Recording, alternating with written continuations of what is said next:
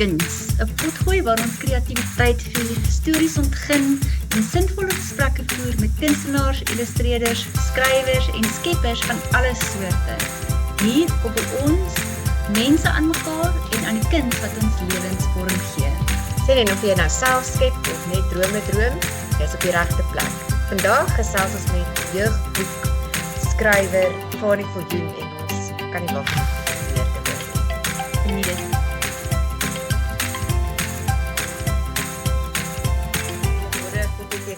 Luisteraars, goeiemôre Fanie. Dit is 'n baie groot voorreg. Ons is verskriklik opgewonde. Ja, goeiemôre Fanie, goeiemôre Lyn. Baie welkom hier by ons. Dankie Lyn en Marisa, is lekker met julle te gesels. Ek's mal oor Roosendaal, so is lekker om met die kreatiewe mense van Roosendaal te praat. Dit is vir ons ook lekker. So Fanie is 'n mede-Vrystater. Ja. So dit is vir ons baie lekker. En ja, ek is baie opgewonde om al die vrae te vra. Ek het Fanie rukkie terug ontmoet en toe is en almal het al hierdie baie vrae vir my gevra agterna en toe sê ek het absoluut niks gevra nie want ek was kind of bietjie starstruck. Soos So wat het ek gedoen? Hoe het jy dit? Ek weet nie, ek het nie gevra nie. Ek was vertraag.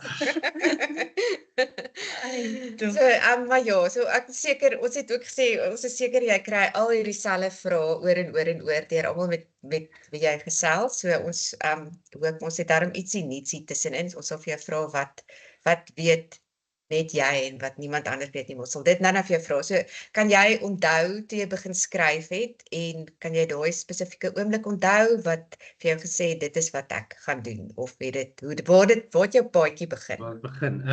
Ek het opstelle blykbaar goeie opstelle op skool geskryf. Maar nooit gedink ek gaan 'n skrywer word nie. Ek onthou wel die dag toe ek op hoërskool toe die onderwyseres mevrou Groenewald opstelle uitdeel sy het nie sommer 'n A gegee vir 'n opstel nie. En sy het so daar voor by 'n tafel gestaan en sy het my so dopgehou om te kyk wat my reaksie is nou op hierdie A wat ek toe nou kry vir hierdie opstel. En ek dink op vir daai dag is daar 'n klein saadjie geplant. Die hoërskool waar ek was nogal baie hulle het baie moeite gedoen met opstelle. Hulle het byvoorbeeld elke jaar, aan die einde van elke jaar, so 'n bundeltjie uitgegee. Daai tyd is nog afgerol, nee, met daai afrolmasjiene. Is nie eens fotostate gewees nie. Dit was uit die skrywerskant, so die beste opstelle van die jaar wat by Goudveld Hoërskool geskryf is, het daarin verskyn. So dit was amper die eerste publikasie gewees vir my. Wow. En ek wou vreeslik graag 'n opstel in hierdie bundeltjie gehad het. So dit was 'n groot inspirasie. Die onderwysers by die hoërskool was ook fantasties. Daar was Dr. Anita Fourie wat ons verskriklik geïnspireer het. Sy het opstelle gemerk vir die matriek eindeksamen. En dan sy aan die einde, as sy klaar gemerk het, dan bring sy vir ons die beste opstelle, fotostate van die beste opstelle. Lees dit voor in die klas, dat ons kan sien waarna toe moet ons mik. Wow. Ek verstaan vandag mag hulle nie meer fotostate maak van daai opstelle nie, maar dit het baie gehelp vir my. Ja, so wonderlike onderwysers en 'n wonderlike skool. Dit was die beginpunt gewees. Later het dit bietjie doodgeloop want ek was weermag toe en ek het begin werk. Ek het nog sommer so deeltyd sommer dit bietjie gekrap in 'n notaboek. Nog steeds gedink ek gaan boeke skryf nie, maar ek land toe hier in Bloemfontein en sluit aan by die Bloemfonteinse skrywersvereniging en ontmoet op 'n stadium vir Jaco Jacobs wat ook hier in Bloemfontein is, wat ook kinderboeke skryf. En ek hoor toe die ouetjies, hy skryf boeke, nee. Ons was toe nog veel jonger gewees daai tyd. Ek sien 'n ouetjie. Hy's nou 'n pa van 2 pragtige kinders. Maar ek hoor toe hy skryf boeke en hulle publiseer dit. Ek gaan ook probeer om 'n boek te skryf. Ek het nooit gedink daaraan om 'n boek te skryf het. Ek gaan ook probeer. So dit was nogal 'n lang pad gewees vir daai eerste ja gekom het van 'n uitgewer en ek kan julle dalk later 'n bietjie daarvan vertel. Ja. So kan jy die dag onthou wat jou eerste boek op die winkelrak gestaan het? Ek kan nie dit regtig onthou nie, maar ek onthou die eerste boek wat gepubliseer was die storie van Slijm, die wêreld se eerste wurm in 'n padda konsert.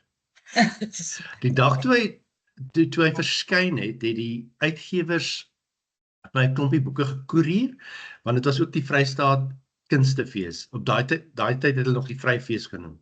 Ek het 'n stalletjie gehad daar buite in die koue, wat ek skilderye verkoop het, en hier kom my eerste boek uit. So ek het 'n paar van my eie boeke daar by my stalletjie gehad, en hulle sê omtrent binne 2 dae is hulle uitverkoop. Toe moet die uitgewers my nog boeke koerier. So dit was wonderlik geweest om vir mense jou boek te wys en mense koop dit en ek het begin toe al die eerste reaksie terugkry van wat dink die mense van die storie en ja, so dit was baie lekker geweest. Iets wat wel uitgestaan het en dit was die eerste keer toe 'n uitgewer my gekontak het, gesê hulle wil een van my boeke publiseer. Wow. Ek het 'n boek geskryf, daai eerste een wat ek besluit, okay, ek gaan nou probeer 'n boek skryf. Ek het hom geskryf en herskryf en herskryf en herskryf en die uitgewer by Lapa sê toe vir my uiteindelik na al hierdie harde werk, nee jammer, hulle gaan nie die boek uitgee nie. En mense moet sak dan in jou skoene, nê, en ek is seker maar 'n bietjie van 'n klein rebel. Ek dink toe ek e-pos nou sommer hierdie manuskrip nou vir 'n uitgewer by Tafelberg. Nou op daai stadium het jy nie manuskripte ge-e-pos nie, jy moes dit pos, né? Jy moes hom uitdruk, jy pos hom, hy gaan lê op 'n slashpile. Ek e-pos hom vir die uitgewer. En een Saterdagmiddag omtrent 3:00, ek het van die Volksblad kunsmark afgekom. Daar was mos hierdie fantastiese kunsmark in Bloemfontein, een keer 'n maand. So ek het daar skilderye uitgestal. Kom so 3:00 die middag by die huis, hier lê my telefoon, is die uitgewer Louise Stein van Tafelberg Uitgewers, en sy sê vir my, sal ek omgee as sy die boek Klitskronkel in die Vlammende Swaard uitgee? Toe nee, ek sal nie omgee nie, dis waarvoor ek die hele tyd wag. En so, Klitskronkel was die eerste boek wat aanvaar is, maar die eerste boek wat uiteindelik gepubliseer is, was toe hoekom by Lapa Uitgewers by, dis die boek Slym. So dis wonderlik om daai eerste oproep te kry van 'n uitgewer, e-pos, wat vra of hulle die boek kan publiseer. Ek kan myself net indink wat so groot juig dit was, want dit moet 'n groot pleintjie wees. Dit is dieselfde maar as 'n mens, as 'n galery jou bel en sê hulle wil graag 'n solo hê, of wat ook al, jy weet dit, ek kan myself indink, dit moet verskriklik. En is baie lekker om te besef dat jou kreatiwiteit erken word. Ja. En dieselfde met skilderye ook, né? Ja. Die groot ding is, jy het, ek dink nie daai tyd, en ons praat nou nie van eeue terug nie, ons praat net van 'n klein rukkie terug eintlik, was selfpublikasie nie 'n regte opsie gewees nie. Selfpublikasie kom eintlik al 'n hele ruk in Suid-Afrika. Die grootste suksesverhaal met selfpublikasie, en julle gaan agteroorval, né, maar dit was Kook en Geniet. Wow. Die tyd, die boek wat op elke vrou se rak omtrent is, né? Dit was eers 'n selfpublikasie. Niemand wou Kook en Geniet publiseer nie. Toe die skrywer het besluit sy gaan dit self doen. En later het uitgewers die regte by haar bekom, die publikasieregte. So dis die grootste suksesverhaal in selfpublikasie in Suid-Afrika. So hier en daar is daar skrywers wat redelik sukses behaal, maar is baie moeilik. Want jy moet nie net sorg dat die boek ordentlik geskryf is en die taalversorging moet reg wees, want mens sien baie vinnig as iets nie reg is daar nie. Uitleg, dit moet mooi gedruk wees, en dan sê ek altyd vir die mense, jy kan die beste boek in die wêreld skryf, as hy nie ordentlik bemark word nie, dan kon jy maar net sowel nie geskryf het nie, en dis waar die uitgewers baie help, met die bemarking. Hulle het spanne mense wat net daarop uit is om jou boek te bemark. Ja, dit is so, dit is regtig so. Ek het my eerste kinderboek wat ek geïllustreer het, was ook vir ook mense wat geself publiseer het, en hulle het nou maar hulle eie klein company gemaak om dit beter te kan doen. En maar dit is maar die grootste kopseer is daai bemarking en die verspreiding. Die verspreiding, ek dink is die grootste kopseer, want as jy nie 'n groot span het nie, want hulle was maar 2 mense gewees. Nou moet jy moet bestellings vat, jy moet mense probeer vertel van jou boek, jy moet launches Koerier, reël. tussen Ja, koeriers dis rondhardloop Dis en verskriklik. Dis boeke wat die ding. wegraak en ag nee, Dis dit. genade. Dit is nogal 'n storie. En winkels koop nie 50 kopieë aan nie. Hulle koop Nee, net nee. so paartjies aan, want Ja. hulle het nie geld. Ja, en met die ding met die winkels, dis ook baie moeilik om jou boek dan in 'n boekwinkel te kry.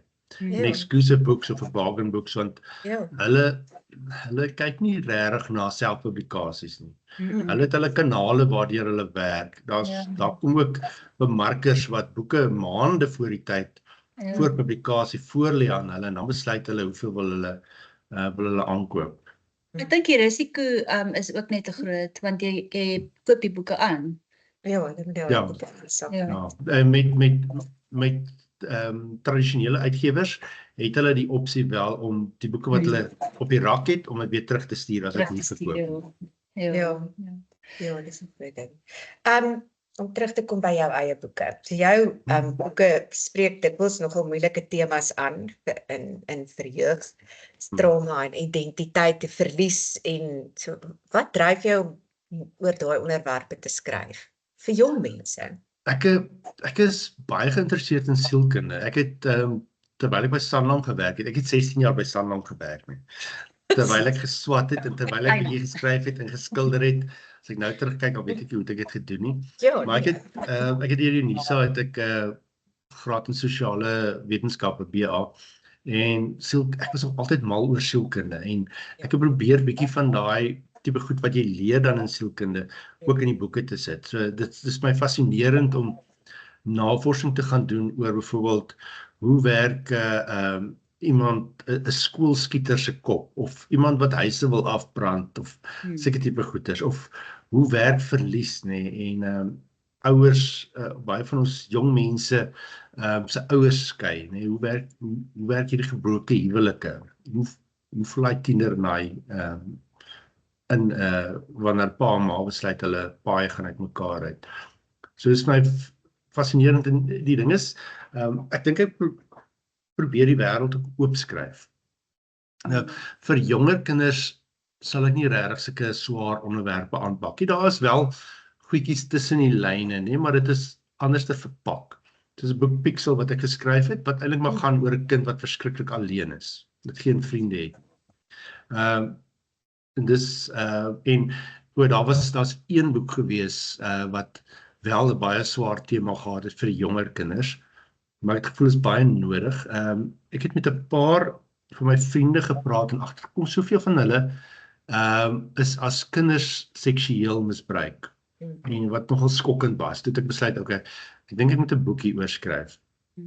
En ek het nie besef nie, iets soos ek gaan nou die statistiek dalk verkeerd kry. Ek dink is dit 'n kwart of 'n derde van alle kinders in Suid-Afrika word seksueel misbruik. So ek het die boek geskryf die dag toe die draak kom. Daar was een vir meisies, een vir seuns en hy's in Engels en Afrikaans uitgegee. Baie navorsing gedoen en met mense gepraat wat werk met hierdie kinders en gevra hoe kan mens hierdie boek benader, want ek wou dit gehad het amper so 'n tipe 'n boek waar die kinders die teken self moet raak sien in die storie. Wat doen hierdie mense, hoe werk hierdie grooming byvoorbeeld? So vir daai tipe boeke doen ek nogal baie navorsing. Wanneer ek by ouer tieners kom, dan sal ek ook bietjie gewigtig, bietjie swaarder onderwerpe aanpak. Maar meestal vir die jonges bietjie meer lig. Ja. Wow. Vertel ons bietjie van jou tipiese skryfdag. Is jy 'n streng rotine skrywer of werk jy wanneer die inspirasie tref? Want ek sien jy het so baie boeke al uit hierdie jaar en ek kan nie dink hoe jou kop net so wop, die een na die ander. Van die een na die ander gaan, ja. Nou, die boeke wat byvoorbeeld die jaar uitkom, van hulle is al laas jaar of jaar voor geskryf. So ons werk 'n bietjie vooruit. Volgende jaar se boeke is geskryf. Ek sal elke dag sê van so 8:00 se kant af. In die winter raak hulle 'n bietjie later, so 9:00 se kant af, dan gaan sit ek en dan begin ek werk aan stories en ek hou daarvan om amper meer 'n toneel of 2 geskryf te kry. Ek tel nie die woorde en maak seker dat ek byvoorbeeld 3000 woorde die dag skryf en as ek nou klaar nie.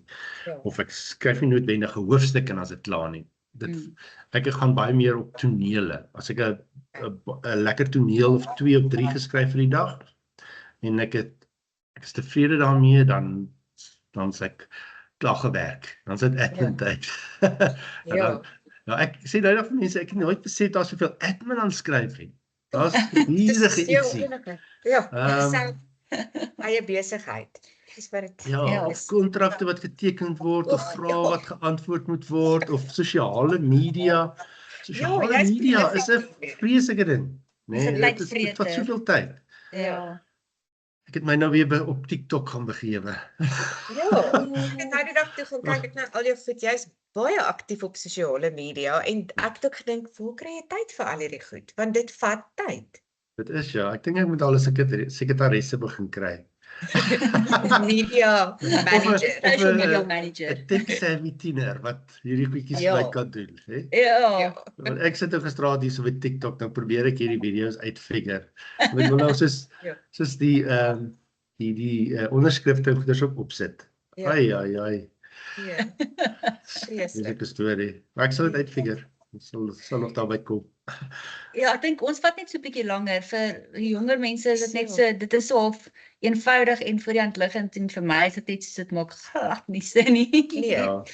al die kere wat hierdie video's, opnames, bietjie wegraak en terugkom en die verkeerde een opkom, is baie, want dit is net so moeilik. Ja, ek het laasweek so groot flater begin. Ek het gepost dit opname en alles dit wat ek uitgehaal het uit die opname uit, het ek gepost. So ek weet nie hoe dit was nie. Baie bloopers aan mekaar. Ja. Dit was baie snaaks.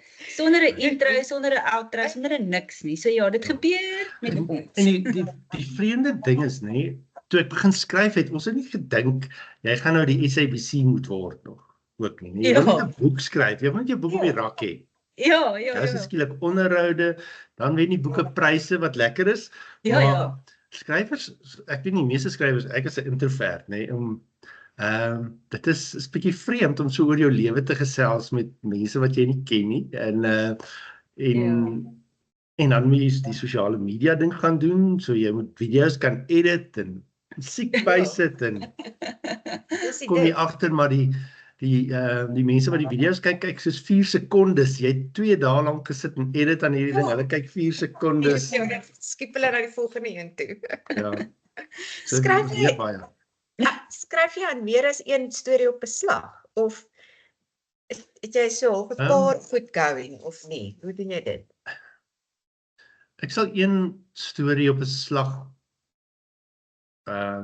skryf of as 'n eerste draft of tweede draft byvoorbeeld werk. Maar soms gebeur dit dat jy besig is met hierdie een storie wat jy nou aan geboorte skenkie, so kan jy amper sê. Maar dan kom die proewe van 'n boek wat jy 3 maande terug geskryf het, kom dit dalk nou hier aan en dan moet jy dit nou weer lees. Ja. So dan moet jy so tussen stories spring. Maar ek sal nie aan 2 stories byvoorbeeld gelyk werk wat van niets af op die blaai moet kom. Ja. En dan plot jy alles uit voor die tyd? Het jy klaar 'n geplotte storie met 'n einde Ja. of groei jy soort Dit van hang organies? af van boek tot boek. Hulle sê daar's 2 tipe skrywers. Daar's die plotters en die pantsers. Die plotters beplan alles. So Ja. sommige van my boeke is so geskryf. Die een wat ek nou aan werk byvoorbeeld ook, maar dit is nogal 'n gekompliseerde plot. So dan wil ek weet wat in elke hoofstuk gaan gebeur. Hierdie ding moet lei na die ding, na daai ding, na daai ding. Die pantsers, soos die Engelse sê, skryf by the seat of their pants. So jy begin net 'n storie en jy hoop hy kom iewers uit. My eerste boek wat ek vir tieners so geskryf het, was Hoekas so boek. Ek dink hy lê so op die tafel. Hy's nou onlangs herdruk. Ja, so ek het net begin skryf, ek wou net kyk, kan ek 'n boek skryf? Kan ek 'n tienerboek skryf? Ja. So want die eerste boeke wat geskryf is, was meer kinderboeke. Maar terwyl ek 'n tienerboek skryf en ek net begin en gekyk waar kom ek uit. Ja. So sommige boeke word so geskryf en dit is lekker om eintlik soms 'n kombinasie op te hê. Ek hou daarvan veral as ek nou die storie baie beplan, dan los ek daar 'n bietjie ruimte om myself ook te verras. Ja. Want soms neem die karakters oor, né? Hulle praat nie in jou kop en jy moet net byhou met jou storie. En dan gaan doen hulle verskriklik goed en hulle stuur die storie in 'n heel ander rigting wat jy dalk nog nie beplan het nie. En dan moet jy nou besluit, okay, gaan ek nou in die rigting wat die karakter wou gaan of hou jy nou by jou plan vir die storie? So, Nee, ag so 'n bietjie skizofrenie. Jy moet so 'n bietjie skizo wees. ek sê dit nogal vir die mense, nê? Ek sê skryf is 'n skizofreniese proses, nie, want die karakters word soos regte mense vir jou. Hulle praat in jou kop. Hulle maak jou 3 die oggend wakker met hulle stories en ja, hulle raak soos regte mense en as jy klaar geskryf het aan die storie, dan moet jy nou hierdie karakters groet. En dan kom die volgende klomp aanmeld. Linger is soms nog so by jou agterna. Sommiges ja. Een van die boeke wat ek geskryf het, Betower, het 'n karakter in, sy naam is Poenk.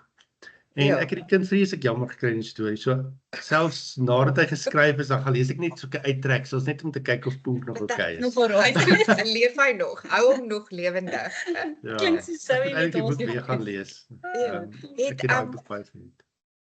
Ek ben nou Paulwe, ek ben nou eintlik vra oor writersblok, maar dit was nou 'n ander ding.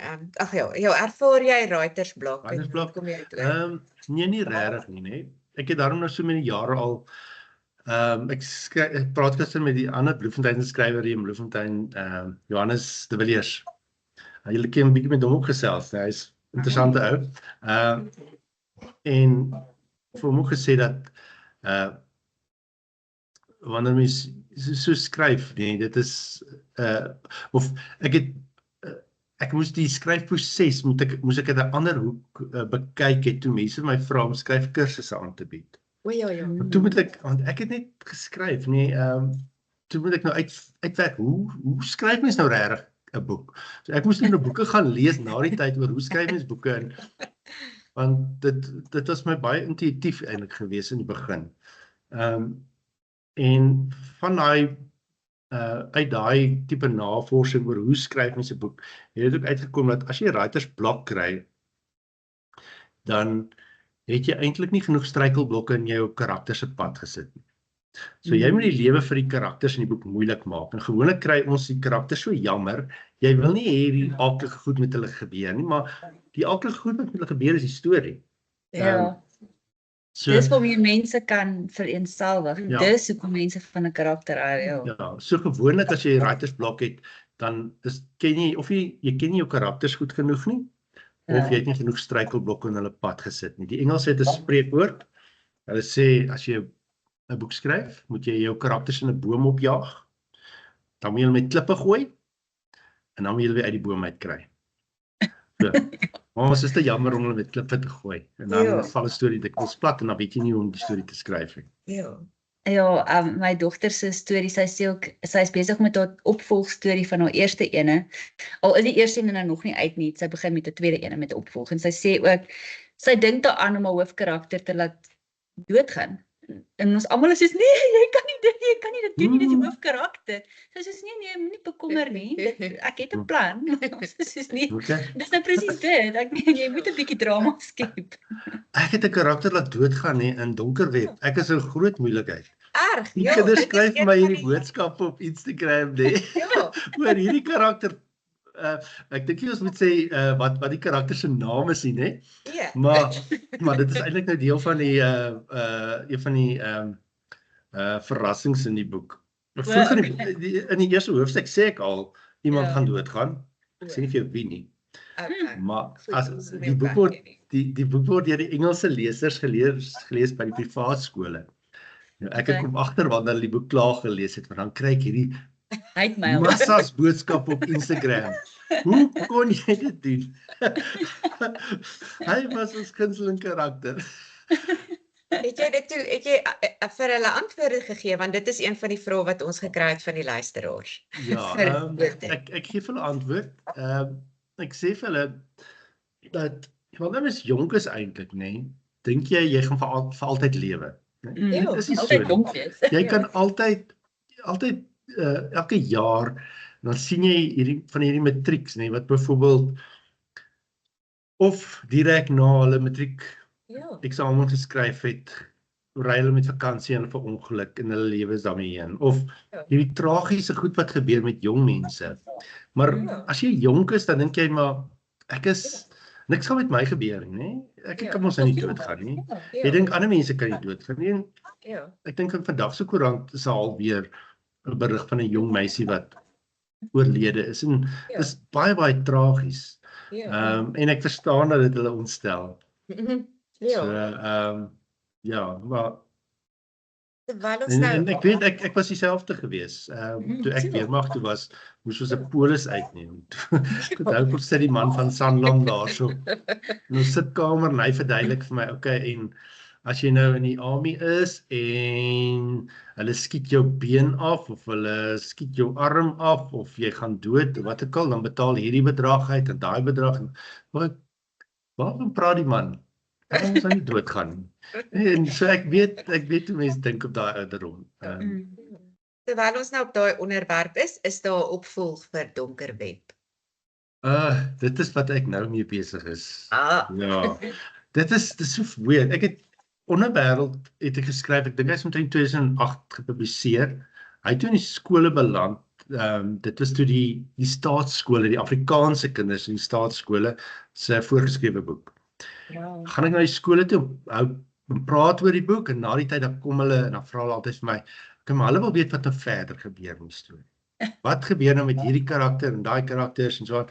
En ek moet nou nog 'n boek gaan skryf en ek wou eers nie nog 'n boek gaan skryf nie. Maar toe draai hulle na my arm en jare later toe gaan skryf ek nou Donker Web.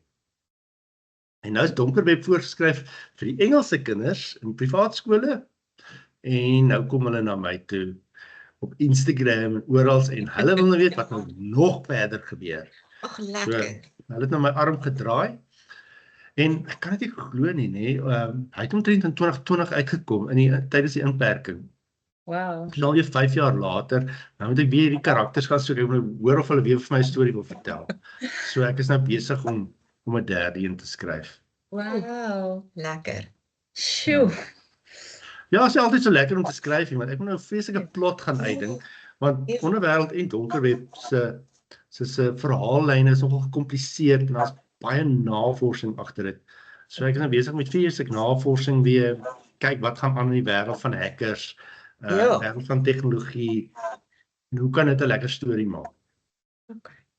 So jy het so 'n lang lys van boeke en nou hoor ons daar is nou opvolg op opvolg en dit is so voorreg om te kan aanhou. Maar hoe hou jy aan om met vars en nuwe idees vorentoe te kom? Is daar 'n stukkie vrees wat baie keer inskop om te dink, is dit gonna make it? Kan hy werk? Ja, kan hy werk? Weet jy, ek het soveel idees hierso, nee. Dis die vreemdste ding. Wanneer ek 'n idee kry, soms is die idee net 'n titel van iets of 'n basiese konsep of dalk is net 'n toneel of 'n ding. Dan dit kom op die vreemdste tye by my op. Waar ek op die bank lê of in 'n restaurant sit of wat ek al, dan stuur ek vir myself 'n e-pos met die idee. Wow. En as ek by my rekenaar kom, dan vat ek daai idee en gaan plak hom in 'n leer. So ek het vir 'n hele klompie jare het ek files met idees. Al die boeke gaan nie geskryf word nie, maar hulle is op my rekenaar. So as ek die dag nou besluit, okay, wat gaan ek nou skryf? Dan kan ek nou daardeur gaan en gaan kyk, hier is nog 'n lekker idee. Hierdie idee kan ook lekker met my praat. Of kan ook lekker werk as 'n boek. Ja. 'n Idee van 3 jaar terug. Dis dalk nou die tyd om daai idee te gaan skryf. So ek het heelwat idees. Ek dink die dag as ek aftree of iets, dan gaan ek hulle opvuil. So ek besluit ek gaan nou nie meer skryf nie. Watter jaar se idees wil jy hê? Dit gaan jou nou soveel kos. Dit is ongelooflik om te hoor, want dit werk eintlik met die visuele kunste dieselfde. 'n Mens kry so vinnige idee en om vinnig net ietsie neer te plot, te doodle, te wat ook al, en dit iewers in 'n file te sit en te onthou daarvan, dit werk maar eintlik dieselfde. Ja, En ons luister altyd na 3-point perspective, dit's 'n groep van illustreerders, ook mans wat broodwinners is, wat baie suksesvol is, wat boeke uitgebring het, honderde boeke al uitgebring het. En hulle sê dieselfde ding, hulle het almal files wat hulle sketsies in het, wat 'n idee was van 'n ietsie, wat hulle later aan weer gaan teruggaan en aan dit gaan werk. So ja, dit is baie dieselfde, ek dink proses in 'n mens se kop. Ja. Ek dink teken en skryf is het 'n baie nou Ja. band. Maar jy is nogal geneig om aan beide kante te werk. ja. Ek het van my boeke het ek illustreer, Ja. maar jy sê nou daar's 'n nou band. Dit voel weer vir my asof daar eintlik maar 'n bietjie van 'n skeiding tussen die twee is.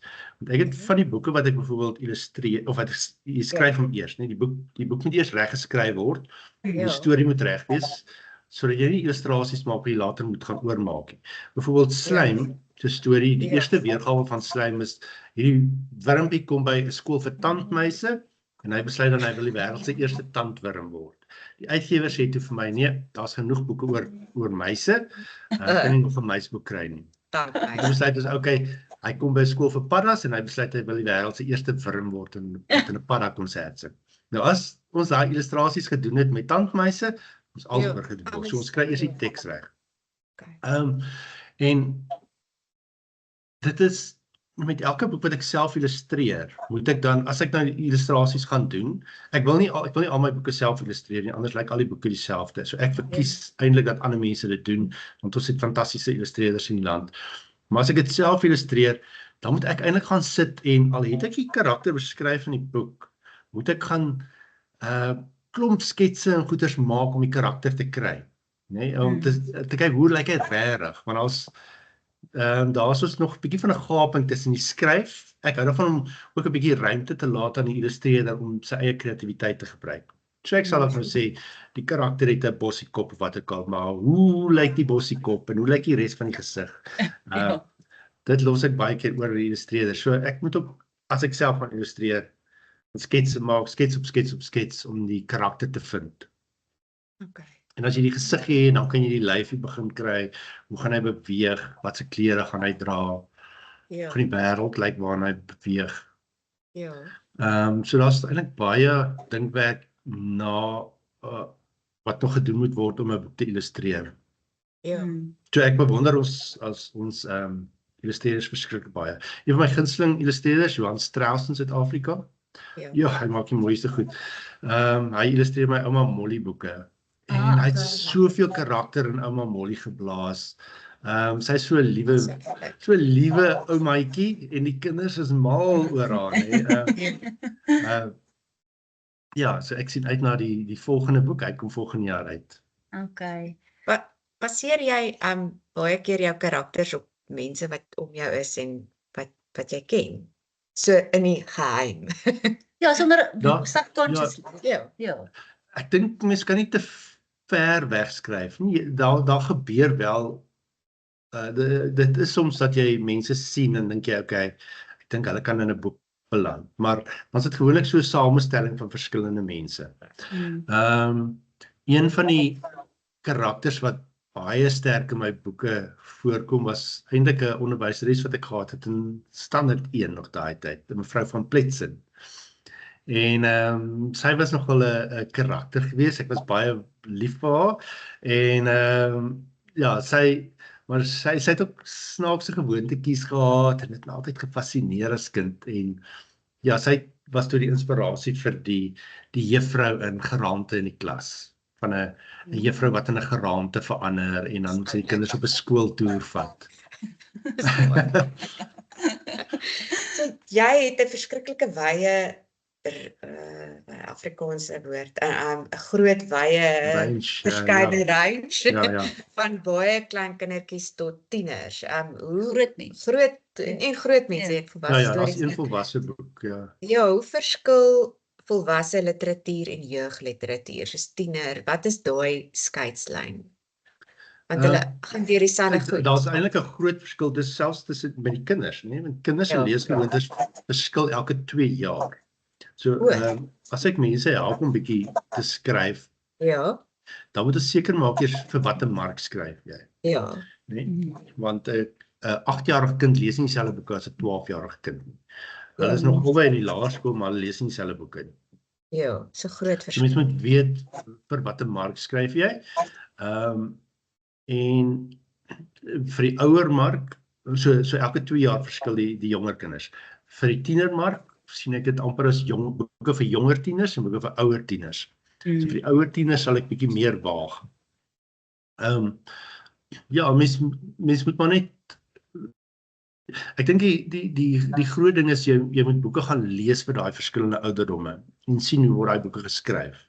Ja, As jy veral in Suid-Afrika gaan lees dan byvoorbeeld die Afrikaanse boeke vir daai verskillende markte en uitgewers se webblaaie gee dan vir jou 'n redelike aanduiding. Hierdie is boeke vir so 8 en ouer, hierdie is boeke vir 10 en ouer. En dan kan jy agterkom, okay, my boek val omtrent in daai kategorie en dis omtrent die hoeveelheid woorde wat nodig is. Daar gaan byvoorbeeld kleur illustrasies in wees. Ekskuus tog. Swart en wit illustrasies. Ook belangrik om te weet, jy hoef nie illustrasies te maak nie. Die uitgewer sal dit kry. As jy 'n illustreerder is, kan jy illustrasies voorlê, maar as jy te sê, gaan jy gebruik nie. Okay. Ja, daar is nogal 'n tammeletjie. Ek bewonder skrywers, dit is nou oorseese skrywers en illustreerder Chris Riddell ek is 'n Ja, is fantasties. Ja, so jy laat my baie aan hom dink in die sin dat jy self illustreer en self skryf. En dit is my interessant dat jy juis wil hê iemand anders moet jou boeke illustreer, omdat jy voel jy wil nie hê alles moet dieselfde lyk nie. Ek dink daar is tog wel krediet vir dit as jy weet as jy nou 'n reeks het of wat ook al en alles lyk dieselfde. So, maar ja, ek dink jy moet nie self kort skiet en van jou illustrasiewerk uitgee nie. Ek dink jy moet dit self doen. Ek dink daar's regtig dis vir my net deel dis vir my net deel van dis hoekom ek sê daar's vir my nou die band tussen wat in jou kop aangaan en wat visuele kunste aangaan, want ek dink dis 'n verlenging of 'n uitbreiding van wie jy is en wat jy uitsit. Ja, deel van die storie. Ja, ek het later die jaar kom die laaste Aksieheld Austin boek byvoorbeeld uit. Ek het daai hele reeks geïllustreer. Dit was groot pret geweest. Maar dit vat seker lank.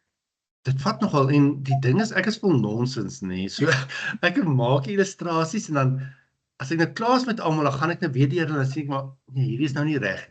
Dan maak ek die illustrasie oor.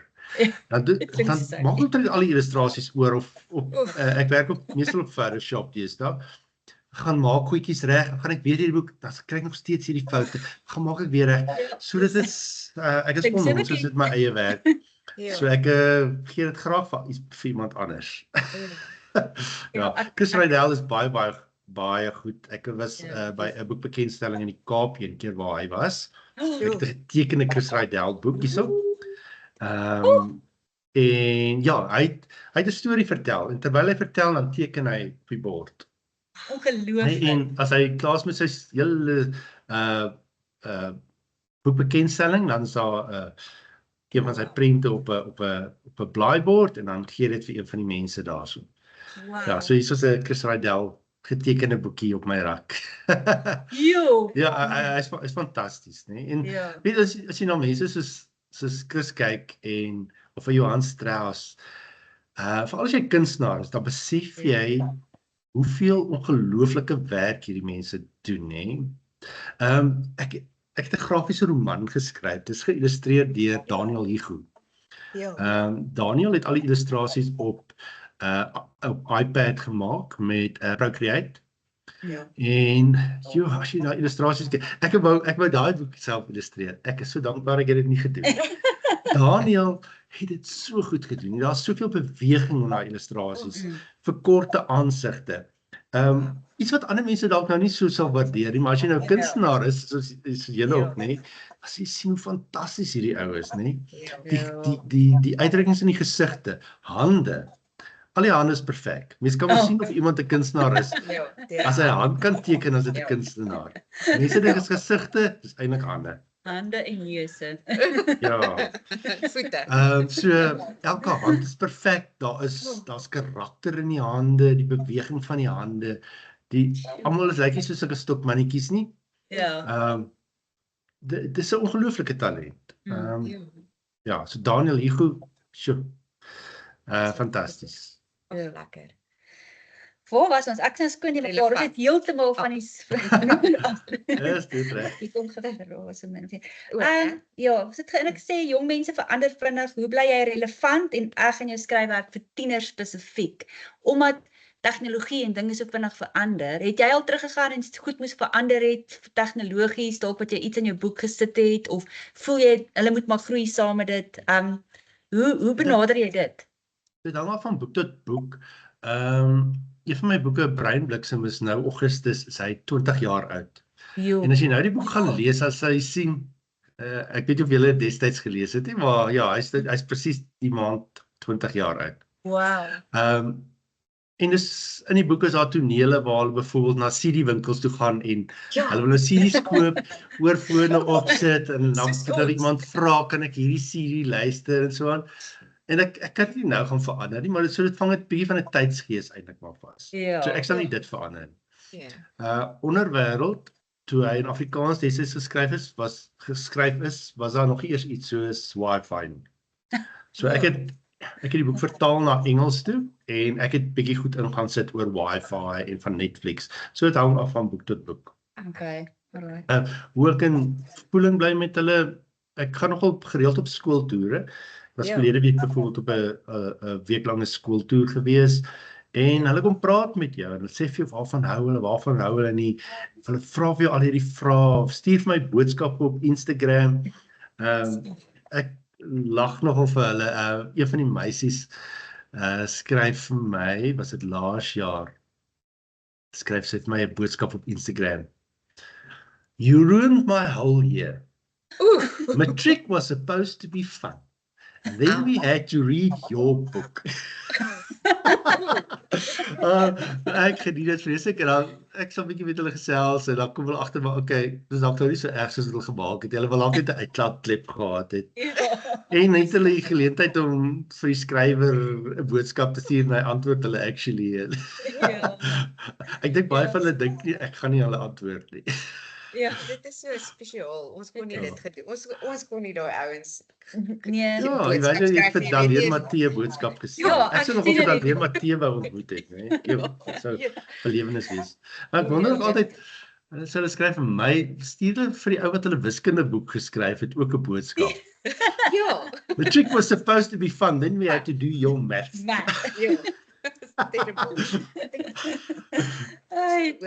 Watter van jou eie boeke lê die naaste aan jou hart en hoekom? En ja, ek sê altyd dis soos om vir 'n ouer te vra wie is jou gunsteling kind. Maar daar's 'n paar Betower was nogal vir my na in die hart, veral oor die karakterpunk daarin. Ek was ook mal oor Pixel gewees, oor hierdie ouetjie wat so alleen is en dan gaan bou hy vir homself 'n robot, hy bou vir homself 'n vriend.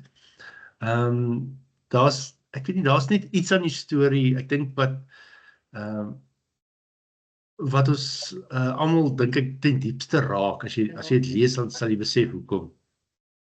Ander ene was 'n reeks, die Nova reeks, want daar was 5 boeke gewees, so elke jaar is daar 'n boek in die Nova reeks gepubliseer.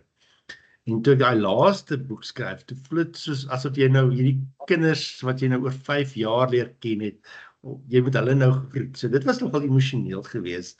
Ek is nog steeds mal oor die Nova. Ja, so iets. Maar dan kom maar weer nuwe kindertjies oor jou pad en jy skryf nou oor hulle. En enige iemand anders se boeke wat jy ook voel dalk jou op 'n manier geïmpak het in jou lewe, sê nou maar Daniel, Matthee, wat se naam?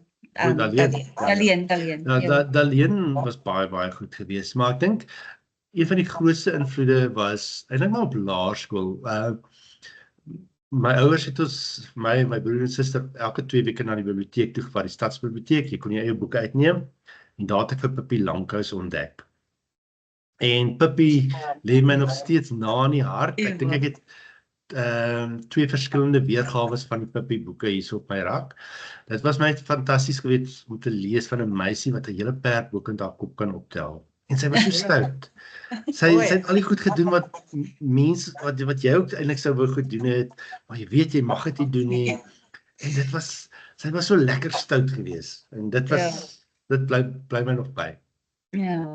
Hoe sal jy ma's raad gee om hulle kinders aan die lees te kry? Wat vir 'n ma, dit is so relevant en ek hoor dit so baie net. Ja, veral in die tuiskool Ja, groepe. my een kind is mal oor lees en die ander een wil nie aan 'n boek raak nie. Ja, ons het 'n groot leesprobleem in Suid-Afrika, né? Daar was mos daai Pearl-studie wat gewys het ons het 'n massiewe leesprobleem in Suid-Afrika. Ja. So wat jy doen is, jy moet besef elke boek wat geskryf is nie vir elke kind bedoel nie. Ja. Dis soos ek verduidelik vir die mense altyd, dis soos DStv, né? Daar's hoeveel kanale op, jy kyk nie elke kanaal op DStv nie. Dis hoekom daai knoppie daar is dat jy na 'n volgende kanaal toe gaan. So elke boek is nie vir elke kind bedoel nie. So sê vir hulle, want ek dink ons is so groot gemaak. As jy boek begin lees, maak jy daai boek klaar. Ja, ek voel nou nog sleg om hom neer te sit. Ek druk hom maar maar jy neer. moenie wees nie. Ons kinders moet ook nie wees nie. So jy kan vir 'n kind sê as die boek nie met jou praat nie, sit hom neer, maar vat vir jou 'n ander boek. Nie alle kinders gaan hou van 'n liefdesverhaal byvoorbeeld nie, né? Ja. Dalk is daar ouetjie, hy wil boeke oor karre hê of hy wil boeke hê waar iemand boks of sportboeke, né? Ja. As hy daai boek kry, dan begin hy boeke lees, want die boek praat sy taal. En so dis een ding, ek sê vir hulle kan 'n boek neersit, maar dan vat hulle 'n ander boek en as jy daai een boek kry wat met jou praat, dan gaan jy 'n leser wees vir altyd. Ja. Kinders moet ook hulle eie boeke gaan kies. Laat die kinders hulle eie boeke kies. Moenie jy vir hulle die boeke kies nie. So vat hulle na 'n biblioteek toe of vat hulle na 'n boekwinkel toe en laat hulle voor die rak sit en kyk watter boek hou hulle van. Ja, ek kan nie my kinders meer boekwinkels toe vat nie want hulle Kos dit jou maak geld? skuld. Ja, nee, kyk, hulle koop hulle eie boeke meeste van die tyd, maar hulle is so diep in die skuld al, hulle kan eintlik nie meer. En dit kom saam met vreeslike emosionele manipulasie van Verskriklik. ja, want mens kom ons nou nie vir 'n kind wat 'n boek wil koop lees. Nee, sê nie. So Dis deel van Ja, maar skool, daar's- tuiskool. Daar's maniere om by dit verby te kom ook, né? So ek weet boeke is verskriklik duur, né, maar ons is baie gelukkig om byvoorbeeld in die Vrystaat en ek dink dit is aan ander provinsies selfde dat ons e-boeke kan uitneem. As jy 'n biblioteekkaartjie het, so ek het 'n biblioteekkaartjie gekry by my Figart Park takkie so in Bloemfontein en dan kry jy vir jou die Libby app en dan gaan jy van daar af na die Vrystaatse biblioteekdienste toe en jy gaan neem e-boeke uit. Op jou selfoon of op jou tablet kan jy boeke gaan uitneem by die Vrystaatse biblioteekdienste. En dit werk net soos 'n boek wat jy uitneem by 'n biblioteek. Jy kry hom vir 14 dae en jy kan hom teruggee voor die tyd of as na 14 dae gaan hy outomaties terug. Hulle het byvoorbeeld een kopie van 'n boek. So as jy nou hierdie Dion Meyer lees, kan iemand anders hom nou nie lees nie. So dit werk net soos 'n regte biblioteek. En dit is 'n wettige manier om boeke te lees. Ek weet daar's groepies en mense wat e-boeke onwettig versprei, maar die Libby app en die Vrystaatse Biblioteekdiens en ander biblioteekdienste, dit is wettige maniere om boeke te lees as jou begroting nou nie kan byhou by jou leeslys nie. Dis wonderlike advies en ek glo dit sal werk vir ander mense. My kinders weier om e-boeke te hulle wil die fisiese boeke, hulle wil die papier ryk, hulle wil hom op hulle rak kan neersit en om later weer kan gaan afhaal en gaan ryk in die papier. My kinders is ongelukkig bederf. Baie bederf. En dit ons was op 'n stadium, ons het nie geweet wat die e-boekbedryf gaan doen aan boekverkope nie, maar dit het nogal uitgekom, mense keer terug na boeke toe. En hulle wil, hy het nou 'n bietjie gevries by my. Hallo? Hulle was Hallo, ook in jou dis woord. my dag. Hallo. Terug? Ek gaan daai storie weer vertel, hy het net gefriesie by my. Ja. Ja. Die uitgewers was op 'n stadium bekommerd oor wat e-boeke sal doen aan die boekverkope. Maar hulle het agtergekom dat Ja. baie mense keer eintlik weer terug na papierboeke toe. Of hulle sal die Ja. e-boek gelees het, maar hulle hou so baie daarvan dat hulle uiteindelik die papierboek ook gaan kry. So Ja. dit is waar ons op die oomblik staan met e-boeke. Skriklik. Baie mense Ja. en blykbaar van die jonger mense hulle hou daarvan om 'n Ja. iets in hulle hand vas te hou, nee. Dit is 'n estetiese produk, nee. Dit is nie net 'n Ja. klomp papier nie en net 'n storie nie. Dit is 'n mooi voorblad en die manier waarop hy uitgegee word is baie keer baie mooi, interessant en hulle hou daarvan om so iets in hulle hand te hou. Ja. Ja. En dis nie so 'n kitskoskultuur tipe ding. Ja. Ja. Hulle is moeg vir hulle vir skerms. Gelukkig skei hulle dit. Ja. Ja. Watter raad het jy vir jong aspirant skrywers in Suid-Afrika? In my ore en my kinders se ore staan nou spits. Jong aspirant skrywers. Okay. Ja. Baie van die jong mense wat ek mee te doen het, wil Engels skryf. Die realiteit is egter dat Suid-Afrikaanse skrywers wat in Engels skryf, kry maar eintlik bietjie swaar, nee, want hulle moet meeding met die Amerikaners en met die Britte en met die Australiërs. So Ja. ek wil hulle altyd aanmoedig om as jy Afrikaans kan skryf, skryf vir ons jou storie in Afrikaans. Want dan het jy nie daai mededinging met die ander mense nie. Ons het Afrikaanse stories nodig en jy kan ek maak bestaan. Ek was soms 19 jaar wat ek voltyds skryf, nee. So jy moet hard werk, maar jy kan 'n bestaan maak uit skryfwerk as jy bereid is om die werk in te sit. Nog iets as jy wil skryf, gaan lees die tipe boeke wat jy wil skryf. Okay? So as jy fantasie wil skryf, gaan lees fantasieboeke, gaan lees baie fantasieboeke. As jy 'n kinderprenteboek wil gaan skryf, gaan lees prenteboeke, gaan plak jouself daar op die rak in die biblioteek neer, gaan lees 'n hele rak vol kinderprenteboeke elke dag. Dit kyk hoe dit werk, want 'n kinderprenteboek is 'n word op 'n baie spesifieke manier geskryf. So jy moet agter die kap van die pyl kom wanneer jy wil skryf. As jy volwasse is, jy wil krimies gaan skryf, moet jy die krimies gaan lees. Nie net die Engels is nie, maar ook die Afrikaans is. Om vir Suid-Afrikaanse mark byvoorbeeld te skryf. So lees die boeke wat jy wil skryf. Dan is daar die ABC beginsel. Dis die moeilikste deel, apply bottom to chair. Jy moet op 'n stoel gaan sit en jy moet begin skryf. Want baie mense wil skryf, maar hulle gaan sit nie en skryf. Ja. En die ding is, baie mense sê ook hulle het nie tyd nie, né? Maar as jy sê maar 1000 woorde wat min is op 'n dag kan skryf. Jy binne 70 dae het jy 'n manuskrip van 70.000 woorde. Ja. Nee? Dit is so maklik soos dit. Moenie dink aan ek wil 'n boek skryf en dit is 'n groot olifant wat hier voor my staan. Jy eet daai olifant happie vir happie. So jy besluit ek skryf 1000 woorde 'n dag of ek skryf een toneeltjie van my boek gaan ek vandag skryf. Een hoofstuk skryf ek vandag. Eet daai olifant happie vir happie. Maar jy moet op die stoel gaan sit. Jy moet tyd maak. Van my eerste boeke wat ek geskryf het, is in aaklige hotelkamers in Durban geskryf. Waar die hoogtepunt van my week was om oor die straat te loop en 'n McDonald's roomys te gaan koop. Ek het donderdag aand in 'n beknopte vliegtuigie hoeka weer van Durban af gesit en met 'n laptop op my skoot en daar het ek gesit en skryf. So jy skryf in ongemaklike plekke. Dit gaan nie altyd ideaal wees nie. Jy wag nie vir die muse om te kom nie. Jy sit en skryf jou storie. Weet baie mense wil 'n koffiewinkel sit en skryf. Ek het dit nooit eintlik gedoen nie. Deesdae sal ek so dalk een keer 'n week by 'n koffiewinkel gaan sit of en dalk bietjie gaan skryf, maar ek verkies dit om hier by my huis te sit en te skryf. En jy moet tyd maak. Van my eerste boeke is geskryf byvoorbeeld terwyl ek by Sanlam gewerk het, en dan staan ek soos in 4 uur op en ek skryf tot 6 uur. Of ek staan 5 uur op en ek skryf tot 6 uur, maar 'n uur se skryfwerk wat jy inkry. Jy kan baie in 'n uur gedoen kry. Ja, so jy moet tyd maak.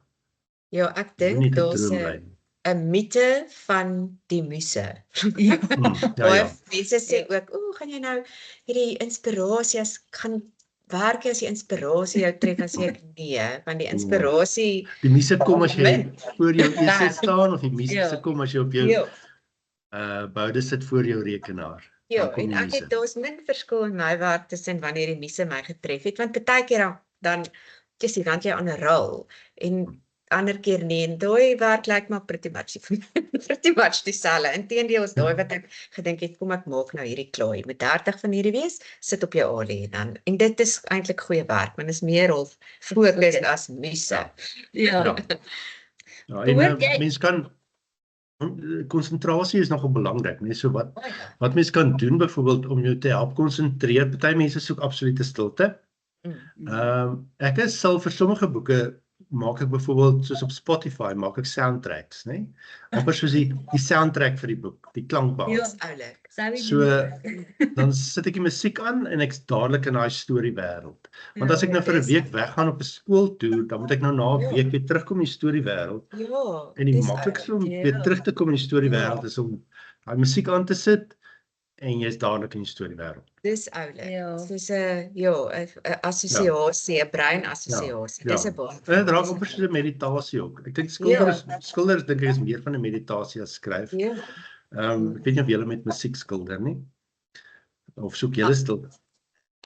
Wanneer ek iets moet neersit, wanneer 'n mens begin en ek dink met jou sê Ja. wanneer ek iets moet begin en ek moet actually dink nou moet ek nou 'n prentjie nou Niks doodstil. Ek kan niks en ek moet ook nie onderbreek word nie. Doodste stilte. En dan as die idee eers daar is, dan kan ek 'n podcast aansit of ek kan musiek opsit, maar meeste van die tyd is dit 'n of 'n audioboek, ek's mal oor audioboeke of podcast of ja. So ja, dit is my dogter het natuurlik die soundtrack van Lord of the Rings as sy skryf. O ja, Sy sê dit julle- is fantasties, ja. Ja, Lord of the Rings is altyd Want dit sweep jou op, né? Dit Ja.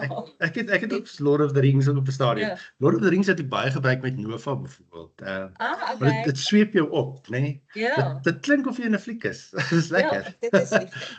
terwyl jy skryf. Behoort jy aan enige tipe van 'n assosiasies of iets? Ons het een keer gepraat oor die SCWBI, daai Scooby. Dankie dat jy daai woord vir my gegee het, want ek het die hele tyd gesê SCYMCK. Ek weet selfs nie of dit reg is. SCBWI. Dis ek dit Ja. so Dis maklik, SCBWI. ja, so ek Ja. dis Scooby en behoort jy aan enige sulke assosiasies Ek of is- skrywerskringe en wat help dit jou as jy doen? Daar's 'n paar soos die SCBWI? Skibby. As ons dit reg sê. Ja. Ek is nie seker of ek aan hulle behoort nie op 'n stadium met die uitgewers, die skrywers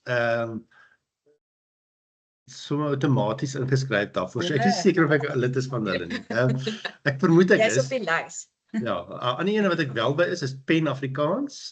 Dit is 'n skrywersorganisasie wat eintlik landwyd is of wêreldwyd is. Elke land, elke taal het hulle eie pen, PEN. Wow. So ek is by hulle. Een wat ek nie tans by is nie, maar wat mense ook by kan aansluit is die Writers Guild of South Africa. Ja. Hulle konsentreer eintlik meer op die film en TV wêreld, maar ek dink hulle kyk ook wel na jy kan ook daarbey aansluit vir as jy romans en so aanskryf. Ja. So ek dink dis omtrent die groot organisasies waarby mens kan aansluit. Maar kyk ook gerus of daar nie plaaslik soos 'n skrywersvereniging is nie, of mens kan 'n klein groepie begin. Ja. Wat mekaar se werk lees en mekaar aanmoedig om te skryf, want net soos kunstenaars, ons lekker as 'n klomp kunstenaars by mekaar is en almal skilder, hier werk een aan die kunswerk en daai en is lekker so 'n klomp kunstenaars by mekaar is. So jy 'n skrywersgroepie het, daar selfs mense wat sulke skrywersretreats het. Dan kom almal mekaar, almal kry van 'n hoekie in 'n huis of in 'n tuin of 'n ding, almal skryf saam, eet middagete saam, die middag gesels hulle 'n bietjie oor wat hulle geskryf het en mense kan altyd sulke tipe goeders ook doen. Ja. Ek dink ons groepie sal bestaan uit ek en Lyn en my dogter. Ons het so groepie. Ons is so Ons het 'n groepie. Want ons doen illustrasiewerk op kindige vir dieselfde illustrasiewerk mense. vir dieselfde mense. So ons WhatsApp groepie is MML mental health groepie. Mental health. So, Wat se invloed dink jy het AI op die uitgewerswêreld en op skrywers en wat is jou opinie oor AI? Het jy kommer? ja en nee. Ek dink ons begin dit nog uitkyk, nee, wat kan hierdie ding vir ons doen? Ja. Hoeveel kreatiwiteit moet ons oorlaat aan hom, aan AI of aan dit? Ja. En ja, dit is eintlik 'n baie kontroversiële onderwerp. Ek het so 2 jaar terug het ek ook die vraag nogal gevra, want toe het AI begin uitkom.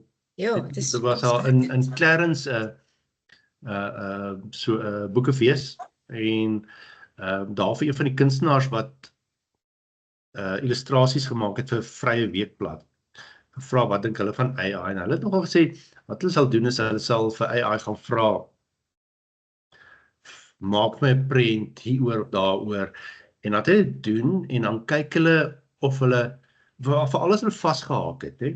Sien nou maar hulle het nie gedink daaraan nie, maar dan gebruik hulle ook daai idee en dit genereer weer 'n ander idee, dan gemaak hulle hulle eie ding. Hulle gebruik nie daai nie. Hulle gemaak hulle eie ding. Want daai AI het hulle geïnspireer om een of ander iets te doen. Nou dis al so 2 jaar terug. AI het nou intussen so verbeter dat ja, uitgewers kyk maar die ding nog uit. Ek weet hulle gebruik dit om byvoorbeeld te help om e-posse vinnig te skryf en daai tipe goeders. Een van my boeke het ons 'n probleem gekry.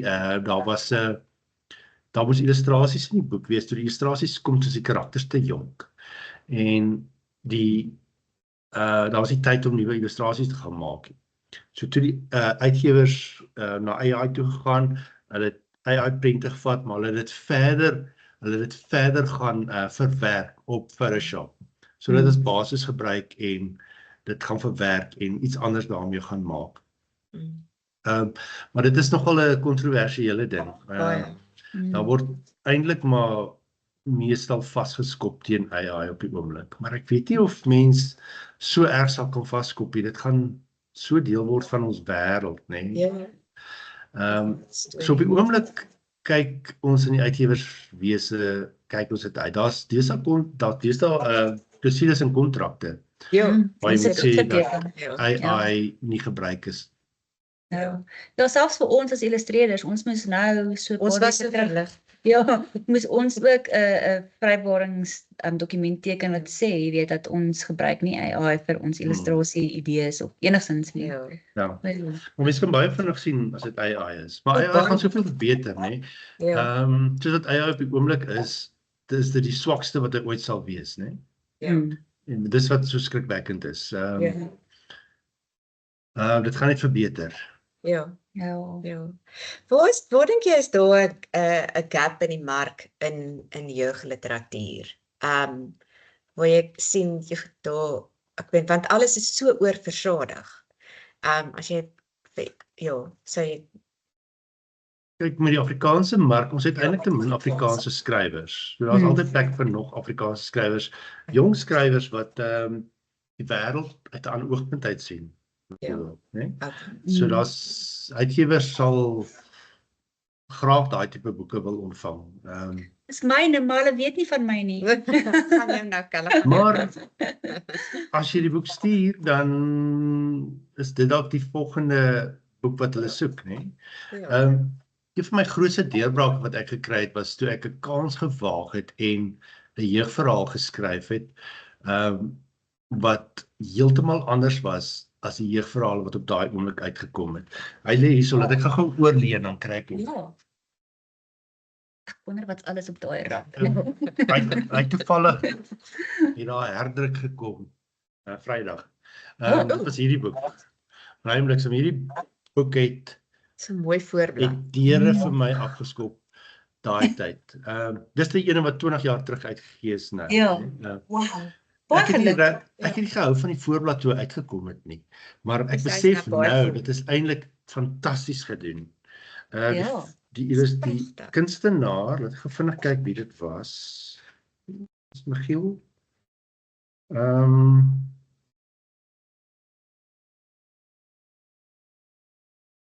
Nee, hulle sê net Flame Design het dit gedoen, daai tyd. Ja, maar en die agterkant is net so mooi. Agterkant is net so mooi. Dis baie cool. Ja. Ja. Dis Ja, ek kan Particle. dink So dis Ja. 'n boek wat heeltemal anders geskryf was as boeke van daai tyd. En dit die mense nogal laat regop sit. Ek het soveel publisiteit daaruit gekry. Hy's 2 keer verwerk vir die verhoog. Daar's mense wat flieks wil maak, maar ons kom nog nie daarby uit nie. Maar dit is omdat iets heeltemal anders was vir die mark op daai stadium. So as mens so iets kan skryf, kan dit dalk ook 'n deur afskop vir jou iewers. Doen iets anders. Doen iets kreatief. En dis AI gaan dit 1-10 nie doen. AI gaan werk op bestaande werke. Wel, gepraat van AI, ons het agtergekom dat Meta, dit is nou Facebook, Instagram, WhatsApp, ons mos nou Meta. Hulle het van skrywers reg oor die wêreld boeke gratis gebruik, né? Soos jy kan daar's 'n webblad waar jy jou skrywersnaam kan intik. Van my het iets soos 14 boeke van my eintlik maar gesteel en hulle AI model daarmee geleer. Feed. Ja. En dieselfde Wat doen met jy Dion met dit? Meyer. Jy kan ek weet nie wat jy kan doen nie. Ja. Dion Meyer, Marita van der Vyver, Afrikaanse skrywers se boeke, Engelse skrywers se boeke. Een van die oorseese bands dagvaar nou vir Meta. Dit is M&M dagvaar vir Meta. Want sy werk op gepad en hulle AI geleer. Ja. Nee, dit is nou maar. Ja. 'n mens kan So ons voel ook eintlik maar uitgelewer. Ek sal nie verbaas wees as uitgewers dag ek dood is en sê hulle vir AI, okay, gaan skryf vir 'n paar miljoen boekie. Dan skryf jy vervolg op Breinbliksem of dan skryf jy 4de boek in die onderwêreldreeks. So waarmee is jy tans besig? Wat kan ons vir die luisteraars gee waarna hulle kan uitsien om volgende te lees? Of ek weet jy werk nou 'n jaar vooruit, maar wat kom hierdie jaar volgende uit? Hierdie jaar kom daar sopas het daar 'n boek uitgekom, Lara se nare prinseshare. Van 'n meisie wat sy wil prinseshare hê. Maar sy kry nie die regte prentjie op die internet of in tydskrifte nie, so sy gaan teken haar eie haarstyl. Maar dan is daar hierdie nare meisie by die skool wat dan haar eie prentjie gaan teken en ruil sy die twee om. Dan kry hierdie meisie hierdie aaklige meisie se haarstyl. En sy moet 'n maand met hierdie haarstyl leef. So Lara se nare prinseshare, die laaste boek in die Aksieheld Austen reeks kom uit. Is daar nog iets vanjaar? Ek probeer nou dink. Ek dink dit is dit. Volgende jaar se boekies is ook geskryf. Dis nog 'n bietjie van 'n verrassing, maar die een wat ek nou skryf is die 3de boek in die onderwêreldreeks. Ja. Wow. En daar's iets wat vir die LAPA jeugroman kompetisie geskryf word. Ja. En ek gaan nie te veel daarvan sê. Okay, cool. Maar dit het dalk 'n verbintenis met julle dorpie. Lekker. Sal jy 'n writers retreat oorweeg? As jy sê, vir maar ons. Waar, daar in Roosendaal? Ja, in kan ek so iets doen? Ek en Johannes de Villiers het nogal gesê, miskien moet ons so iets saam doen. Ja, definitief. Sal julle so iets wil hê? Daar was al 'n paar writers retreats en dit was baie populêr. Al die retreats, skoolwoorde was nou by ons en daar was klomp vrouens. Ek was oorweldig met hulle almal. Ja. En en almal is dit is ons moet 'n bietjie daaroor praat. Jy het al baie pryse gewen. En watter van daai staan regtig vir jou uit wat jy gedink het, "Sjoe." Dit sou seker die Tini Holloway medalje gewees het. Wow. Ja, maar ook die veertjies, nê. Ek het 'n hele klompie veertjies gewen. Die veertjies word eintlik gegee deur die kinders, nê. Die kinders besluit watter boeke wen die veertjies. So hulle besluit, kinders reg oor Suid-Afrika, hulle besluit watter boeke was nou vir hulle die beste vir die jaar Dis en hulle besluit. So die ATKV woordveertjies is eintlik baie spesiaal. ja. Ag, dankie. Wow. Sjoe, Fanie, dit was nou regtig insiggewend geweest en regtig baie interessant en lekker en ons waardeer jou tyd en elke liewe antwoord wat jy gegee het so baie. Ek dink jy sal kan verstaan hoe ons dit waardeer nie. En Dit was lekker. ja, so baie dankie en ons gaan verseker jou op hoogte hou wanneer daar nog 'n geleentheid is vir jou om na die Vrystaat toe te kom. Hierdie Vrystaat. Ja. Dit sal lekker Ja, wees. ek is in Paulroo, daar's 'n berg tussen ons twee eintlik. So ja, sy is in Roosendaal, ek is in Paulroo. Ja. Maar ja, ons sal graag jou in hierdie geweste wil hê Ja. vir iets. Ja. Maar baie dankie. Ja, Dankie dankie vir julle. jou tyd. Jy gee baie van jouself. Ek het Mm. jou tussen die kinders ook gesien en die jong mense en hulle is mal oor jou. Ja, dit was vir my baie spesiaal om dit te sien en dankie dat jy, ek weet nie waar jy tyd kry om al die besoeke ook nog tussenin te pak nie en in te pas nie. En ek dink dit is 'n groot deel van die geheim van jou geliefdheid onder die lesers. Ag, ons moet die kindertjies aan die lees kry. Ja, Ja, Ja. nee, definitief. dankie. Dankie Lyn, dankie Marisa. Ja, Dis lekker ons gewees. sien jou binnekort. Ja, jy moet 'n lekker dag hê. Bye. Totsiens.